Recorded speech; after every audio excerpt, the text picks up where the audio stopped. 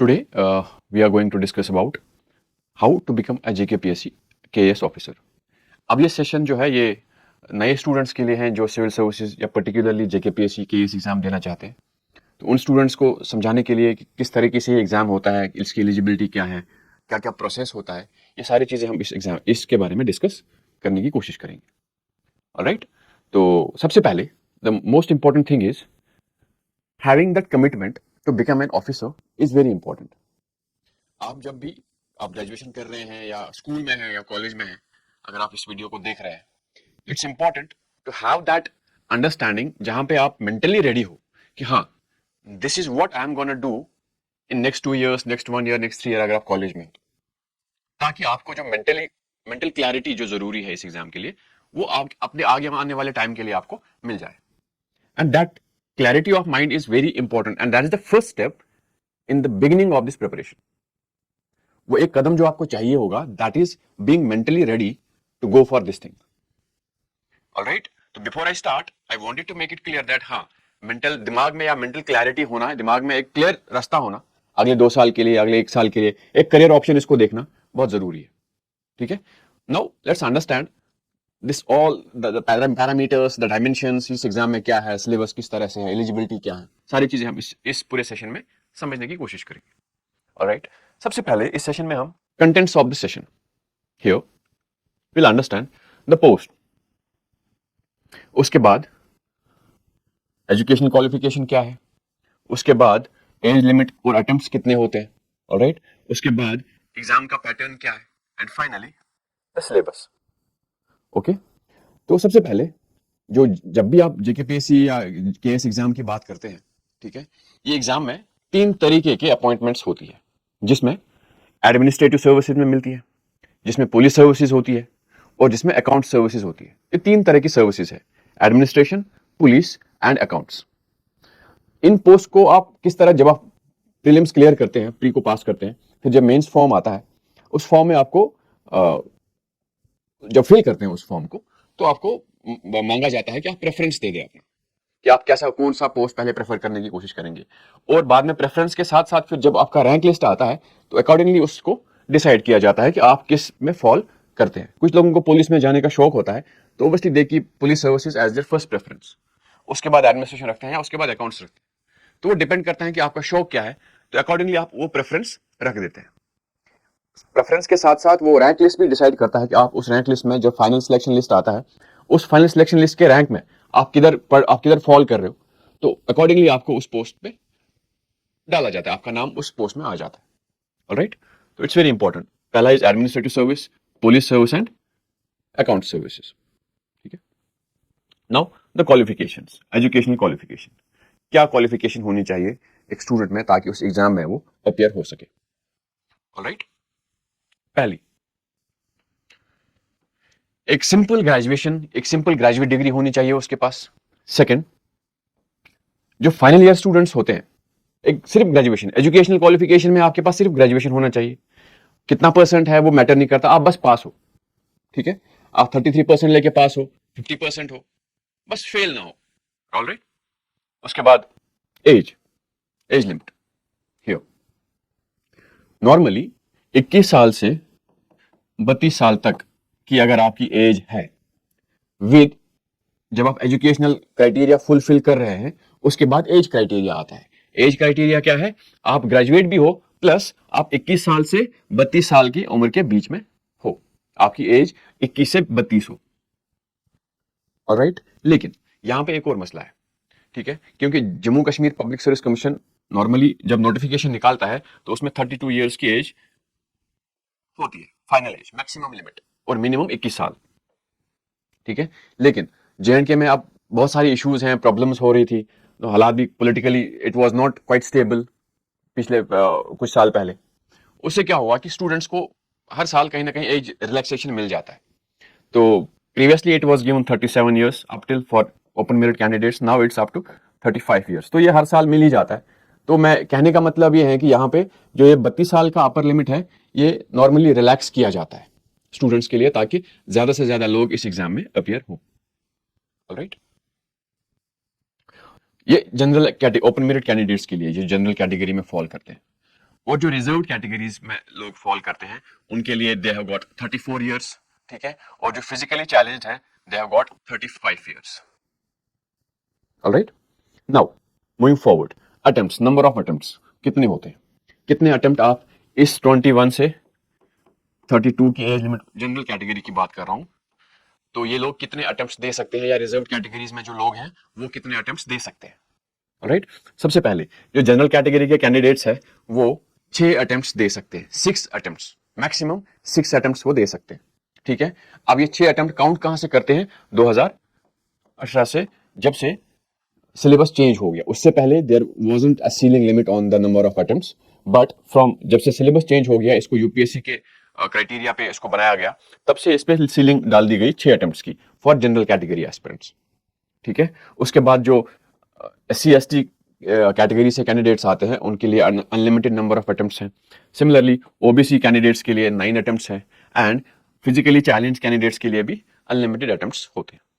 Alright, moving forward, the fee, normally कुछ साल पहले 1,000 रुपए फीस होती थी प्रीलिम्स के लिए 1,000 रुपए, और मेंस के लिए भी जब आप प्रीलिम्स पास करते हैं तो उसके लिए भी 1,000 रुपए फीस होती थी। Now they have increase this fee limit for general category students up to 1,200 rupees, और जो कैटेगरी जो रिजर्व कैटेगरीज के हैं उनके लिए 700 रुपए रखी गई है। तो it is 1,200 for general category and 700 for reserve categories.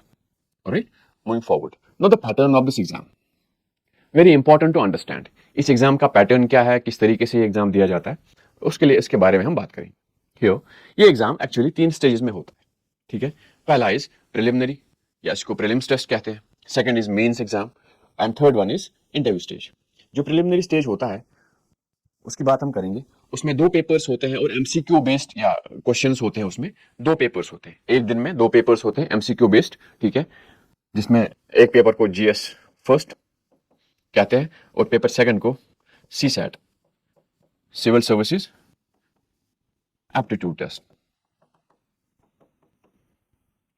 ठीक है। जीएस फर्स्ट जिसमें जनरल स्टडीज, सारी जनरल स्टडीज जितने भी जो सिलेबस होता है जनरल स्टडीज का, जिसमें polity, history, geography, economy, current affairs, science and tech, ये सारी चीजें इन बेस पे क्वेश्चंस आते हैं। 100 क्वेश्चंस होते हैं, इसमें 80 क्वेश्चन होते हैं। नॉर्मली ये चेंज भी करते हैं, कभी 100 भी डाल सकते हैं CSAT वाले, लेकिन सबसे इंपॉर्टेंट चीज जो यहाँ याद रखना है, जो CSAT का पेपर होता है ये सिर्फ क्वालिफाइंग होता है, इसमें सिर्फ 33% आपको मार्क्स लाने होते हैं, ठीक है। और जो मेरिट बनता है, प्रीलिम्स जो पास होते हैं उनका जो मेरिट बनता है वो इस पेपर पे बनता है, जीएस फर्स्ट पे। तो 200 मार्क्स का पेपर होता है, ये भी 200 मार्क्स का होता है। इसमें आपको सिर्फ 33% मतलब 66 पॉइंट समथिंग या 67 मैक्सिमम मार्क्स लाने होते हैं, ताकि आप पास हो जाए, क्वालिफाई करें ये वाला पेपर। उसके बाद मेरिट लिस्ट जो बनती है वो जीएस फर्स्ट में आउट ऑफ दिस 200 मार्क्स बन जाता है। Okay, now moving forward, now we have got the mains stage 2। जब आप प्रीलिम्स पास करते हैं उसके बाद आप मेंस की तरफ जाते हैं, तो आपको बीच में 2-3 महीने का गैप मिलता है, 3 महीने का, मे बी 3 से ज्यादा भी मिल सकता है कभी कभार, तो ये मिनिमम 3 महीने का गैप तो मिल ही जाता है ऑन एवरेज। तो उस 3 महीने के गैप में आप मेंस की प्रिपरेशन करते हैं, उसके बाद आप मेंस में अपियर हो जाते हैं। तो ये मेंस का जो एग्जाम होता है ये डिस्क्रिप्टिव टाइप होता है, मतलब आपको क्वेश्चन दिए जाते हैं, आपको उनका आंसर लिखना होता है, डिस्क्रिप्टिव आंसर्स लिखने होते हैं, ठीक है। तो वो आंसर्स आप वो होता किस तरह है, लेट्स अंडरस्टैंड इट। जो मेंस का पेपर होता है उसमें जीएस के 4 पेपर्स होते हैं, जिसको जीएस फर्स्ट, जिसमें हिस्ट्री ज्योग्राफी होता है, हिस्ट्री ज्योग्राफी सोसाइटी वाले ऐसे टॉपिक्स। उसके बाद GS2 जिसमें पॉलिटी, गवर्नेंस, कॉन्स्टिट्यूशन, ये इंटरनेशनल रिलेशंस, ये सारे एस्पेक्ट्स पे क्वेश्चंस पूछे जाते हैं। उसके बाद GS3 Indian economy, infrastructure, security या डिजास्टर मैनेजमेंट, इन टॉपिक्स पे क्वेश्चन पूछे जाते हैं। उसके बाद GS4 जो एथिक्स, इंटेग्रिटी, एप्टीट्यूड, ये सारी चीजें टेस्ट करते हैं, ठीक है। ये मोटा मोटा ब्रॉडली मैं सिलेबस की बात कर रहा हूँ, ठीक है। तो डिस्क्रिप्टिव आंसर्स होते हैं, हर पेपर जो है वो 250 नंबर का होता है, और हर पेपर में 20 क्वेश्चंस होते हैं, 20 क्वेश्चंस 250 मार्क्स। तो ये 20 क्वेश्चंस के आंसर लिखने होते हैं। ऑलराइट, ऑन एन एवरेज आपको 200 वर्ड का एक आंसर लिखना होता है। कुछ क्वेश्चंस के 10 मार्क्स होते हैं, कुछ के 15 मार्क्स होते हैं। This is the brief outline of the mains exam. 4 GS के पेपर्स होते हैं और एक पेपर ऐसे का होता है जिसमें आपको 2 एसेज लिखने होते हैं, 125 मार्क का एक ऐसे होता है। ठीक है। उसके बाद 500 मार्क्स 250 अलग अलग करके पेपर ए या paper first paper second optional वाला होता है, जिसको हम देखेंगे उसके बाद आगे। और तीसरा स्टेज जो है दैट इज इंटरव्यू, ठीक है। और साथ में मेंस में आपको एक कंपलसरी पेपर होता है जिसको हम जो इंग्लिश पेपर होता है वो क्वालिफाई करना होता है। कंपलसरी मींस ये आपको सिर्फ पास करना होता है, इसमें जो आपको मार्क्स लेने होते हैं, इसमें जो मार्क्स लेने होते हैं आपको वो सिर्फ पास करना होता है, ठीक है। 300 में एक 300 मार्क्स का एक पेपर होता है, इसमें एसे होता है, प्रीसी राइटिंग होता है, ग्रामर टेस्ट होता है, 10th क्लास वाला जो लेवल है वो सारी ग्रामर्स, इंग्लिश प्रीसी, पैसेजेस, ये सारी चीजें टेस्ट की जाती है। इस वाले पेपर में सिर्फ पास करना होता है, इसको क्वालिफाई करना होता है, ठीक है। Then comes the interview, interview stage. और इंटरव्यू जो है 250 मार्क्स का होता है, जहां पे आपको 250 मार्क्स में से आपको मार्क्स मिल जाते हैं आउट ऑफ 250। तो जो फाइनल मेरिट बन जाता है वो मेंस के स्टेज को और इंटरव्यू के स्टेज के मार्क्स को काउंट करके जो एक फाइनल मेरिट लिस्ट तैयार की जाती है। ऑलराइट, नाउ मूविंग फॉरवर्ड, हमने इन सारी चीजों की बात की, हमने प्रीलिम्स की बात की, हमने मेंस के एग्जाम की बात की, हमने इंटरव्यू स्टेज की बात की, making you guys understand that there are 3 stages in this examination, prelims, mains and interview, ठीक है। इस स्टेज के बाद मोटा मोटा लेट्स अंडरस्टैंड द सिलेबस, किस तरीके के क्वेश्चन, किस तरीके का सिलेबस है जिसको आपको पढ़ना है, ठीक है। और बुक लिस्ट जो है वो मैंने अगली वीडियो पे मैंने बता दिया है, वो बुक लिस्ट वहां से हम देख सकते हैं। तो फिलहाल के लिए let's understand the exam, the style of exam, किस तरह का सिलेबस है, कौन क्या एलिजिबिलिटी है, ये सारी चीजें, ठीक है। हियर फॉर प्रीलिम्स, ये प्रीलिम्स वाला सिलेबस है, राइट। तो सबसे पहले जो हमको समझना है कि प्रीलिम्स में जो GS1 GS फर्स्ट जो पेपर होता है उसमें सिलेबस क्या होता है। सबसे पहले we have got current events of national and international importance, जिसको हम करंट अफेयर्स भी कहते हैं, ठीक है। जो हम नॉर्मली न्यूज़पेपर से या मैगजीन से, जो मंथली मैगजीन्स आते हैं वहां से पढ़ते हैं। उसके बाद history of India and Indian national movement. इस history of India is included, it includes ancient history, medieval history, modern history, ठीक है। ये तीनों मैं इसको हिस्ट्री ऑफ इंडिया कहते हैं। And specifically is mention there that is Indian national movement. ये मॉडर्न इंडिया का एक हिस्सा है हिस्ट्री का, जिसको हम इंडियन नेशनल मूवमेंट, जो स्ट्रगल, फ्रीडम स्ट्रगल जो इंडिया की थी, उसको पढ़ते हैं इसमें, ठीक है। उसके बाद we have got geography of world and India, इसमें physical geography, social geography and economic geography हम पढ़ लेते हैं, both India and the world, ठीक है। उसके बाद we have got Indian polity and governance, इसमें कॉन्स्टिट्यूशन है या जो स्कीम्स हैं, जो भी कॉन्स्टिट्यूशन रिलेटेड चीजें हैं, वो सारी चीजें हम इसमें पढ़ते हैं, ठीक है। प्लस राइट्स इश्यूज, जो भी पंचायती राज, ये सारी चीजें, क्योंकि इंडियन पॉलिटी का हिस्सा है तो इसको हम इस वाले चैप्टर में पढ़ लेते हैं। उसके बाद we have got economic and social development, जिसको हम इंडियन इकोनॉमी भी कहते हैं, ठीक है। तो इंडियन इकोनॉमी हम पढ़ते हैं इसमें, जो हम नॉर्मली 11th-12th क्लास के क्वेश्चंस, उस लेवल के क्वेश्चंस पूछे जाते हैं। प्लस उसके बाद we have got general issues on environment, ecology, biodiversity, जो एनवायरनमेंट का जो इशू है, मतलब एक and climate change that do not require subject specialization. Environment as such is too big a topic to understand, ठीक है। तो as a civil service aspirants हमको क्या करना है कि जो सब्जेक्ट स्पेशलाइजेशन नहीं करनी है, रादर एक जनरल एनवायरनमेंट अवेयरनेस हमारे पास होना बहुत जरूरी है, ठीक है। And finally we have got general science. General science 10th class level का जो साइंस होता है, वो सारी चीजें जिसमें फिजिक्स, केमिस्ट्री, बायोलॉजी, ये सारी चीजें 10th क्लास लेवल की हम इसमें समझते हैं, इसके बारे में क्वेश्चंस पूछे जाते हैं यहाँ पे। ऑलराइट, हियर नाउ जो ये GS1 की हम बात कर रहे थे, अभी GS2, जिसको हम CSAT भी कहते हैं। अब CSAT की खास बात ये है, ये सिर्फ हमको क्वालिफाई करना होता है, just getting 33% marks out of 200, ठीक है। तो 200 में से हमको सिर्फ 33% मार्क्स लाना होता है, ताकि हम इस वाले पर्टिकुलर पेपर को क्वालिफाई कर सकें, ठीक है। और वो क्या है, इसमें सिलेबस क्या है, दैट इज कॉम्प्रहेंशन। जो एक पैसेज दिया जाता है, फिर नीचे क्वेश्चंस होते हैं, तो उन क्वेश्चंस को उस पैसेज में से आंसर निकालना होता है, उसको हम कॉम्प्रहेंशन कहते हैं। फिर इंटरपर्सनल स्किल्स, कम्युनिकेशन स्किल्स, सारी चीजें जो क्वांटिटेटिव एप्टीट्यूड है, ठीक है, वो सारी चीजें, reasoning, analytical ability, problem solving, या मैथ्स, जो बेसिक 10th क्लास का मैथ्स होता है, वो मैथ्स हमको समझना बहुत जरूरी होता है, उसके बारे में भी क्वेश्चंस आते हैं, ठीक है। बेसिक न्यूमरेसी, डेटा इंटरप्रिटेशन, ठीक है। तो यहाँ पे लिखा है मिनिमम 33% मार्क्स आपको लाने होते हैं इस पर्टिकुलर पेपर में। Alright, moving forward, then we have got English, the pattern of question, जो हमारा अब मेंस आएगा। अब हमने प्रीलिम्स क्लियर किया, now we are moving up to mains. Mains में सबसे पहले एक क्वालिफाइंग पेपर होता है जनरल इंग्लिश। अब जनरल इंग्लिश की खास बात यह है कि ये भी सिर्फ आपको क्वालिफाई करना होता है, 300 मार्क्स का ये पेपर होता है। इसमें 10th क्लास लेवल की जो इंग्लिश है, जिसमें आपको मैंने अभी जो इससे पहले भी बताया, जिसमें आपका ग्रामर, प्रेसी राइटिंग, ऐसे, ये सारी चीज़ें टेस्ट की जाती है। तो ये सारी 300 मार्क्स का पेपर होता है, सिर्फ पास करना होता है, क्वालिफाई करना होता है। अब इसमें जो सिलेबस है जिस पे क्वेश्चंस पूछे जाते हैं, that's comprehension, precis writing, vocabulary, short essays, ठीक है। उसके बाद ये बेसिक चीज़ है, लैंग्वेजेस वाला तो नहीं है, बट जो इंग्लिश लैंग्वेज है उसमें इन मोटे मोटे टॉपिक्स पे क्वेश्चंस पूछे जाते हैं। राइट नाउ हियर, जब आपने इंग्लिश लैंग्वेज का पेपर दे दिया, उसके बाद आपको ऐसे पेपर देना होता है। नॉर्मली 3 घंटे में आपको 2 एसेज लिखने होते हैं, 2 एसेज आउट ऑफ 8 टॉपिक्स। जो 8, सेक्शन ए में 4 टॉपिक, सेक्शन बी में 4 टॉपिक, टोटल 8 टॉपिक्स होते हैं। तो ईच ऐसे आपको 3 घंटे में 2 ऐसे लिखना होता है। इस सेक्शन में 1 ऐसे, सेक्शन बी में 1 ऐसे, तो 2 ऐसे होते हैं। ईच ऐसे कैरिंग 125 मार्क्स। टोटल जो पेपर होता है वो 250 मार्क्स का होता है, क्योंकि 2 ऐसे लिखने होते हैं। एक ऐसे के 125 मार्क्स है, टोटल जो होता है वो 250 मार्क्स का एक पेपर बन जाता है।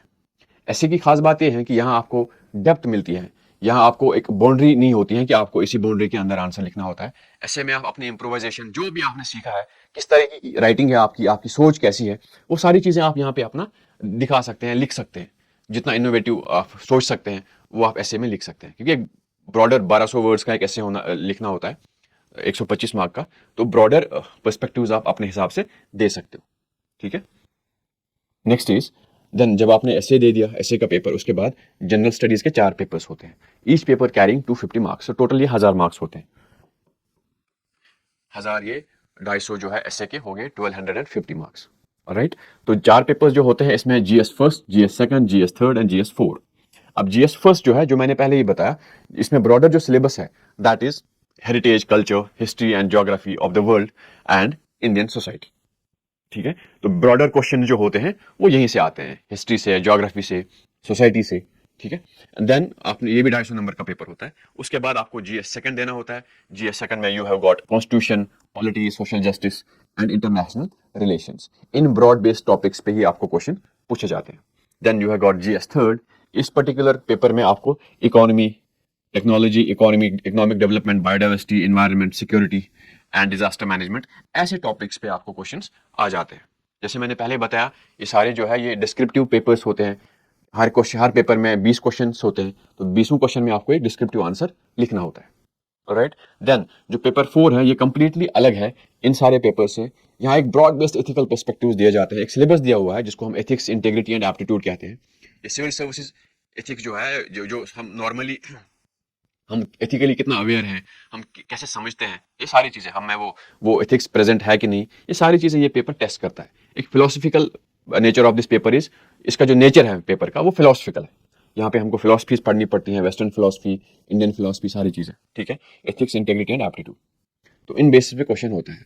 और उसके बाद इस पे एक जो जिसको हम केस स्टडीज कहते हैं, कि आपको एक केस दिया जाता है, तो उस केस में आपको एक हाइपोथेटिकल सिचुएशन दी जाती है, जहां आपको बोला जाता है कि अगर आप किसी डिस्ट्रिक्ट के डीएम है या एसपी है या कोई भी आप किसी स्कीम के हेड है, अगर आपके पास कोई प्रॉब्लम आएगी तो आप उसको किस तरह से सॉल्व करेंगे। ये सारी चीजों के बारे में आपको इस पेपर में पूछा जाता है। ऑलराइट, ये भी 250 नंबर का पेपर होता है। तो टोटल चारों 250 नंबर मिला के 1000 मार्क्स का ये पूरा पेपर, पूरे 4 पेपर्स होते हैं। Then you have got optionals. Optional के जैसे मैंने पहले बताया, 2 पेपर्स होते हैं, पेपर ए, पेपर बी। ये भी 250 मार्क्स का होता है, ये भी 250 मार्क्स का होता है। एक ही ऑप्शनल जो है 2 हिस्सों में डिवाइडेड होता है।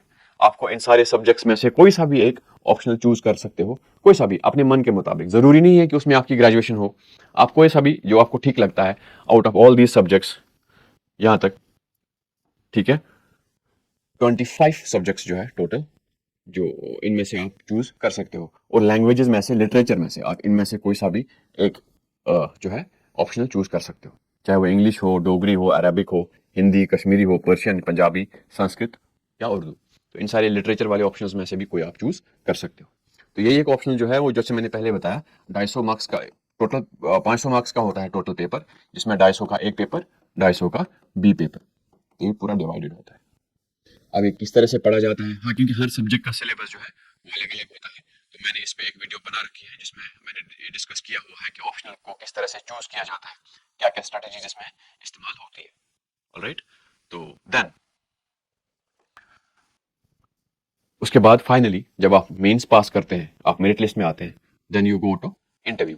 तो इंटरव्यू में आपको एक ब्रॉड बेस्ड पैनल के सामने, जिनको बड़ा एक्सपीरियंस होता है सिविल सर्विसेज का, अपने अपने फील्ड्स का, तो उनके सामने आपको बिठा दिया जाता है और वो आपसे क्वेश्चंस पूछते हैं अपने डिस्ट्रिक्ट के बारे में, अपने इलाके के बारे में, आपकी अवेयरनेस कैसी है, आप जो करंट अफेयर्स हैं उसमें कितना इंटरेस्ट रखते हैं, या अगर आपका कोई पर्सनल हॉबी हो, बहुत सारी चीज़ें वो आपको टेस्ट करते हैं, वो आपको सवाल पूछते हैं, तो आपका जो कंपोजिट नेचर है उसको टेस्ट करते हैं। ठीक है, ये सारी चीज़ों के ब्रॉड बेस्ड क्वेश्चंस पूछते हैं।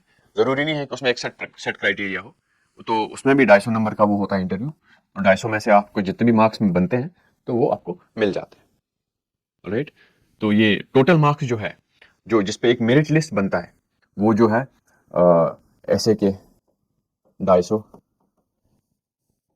जनरल स्टडीज के 1000, क्योंकि 4 पेपर्स हैं, उसके बाद ऑप्शनल के 500, और फाइनली इंटरव्यू के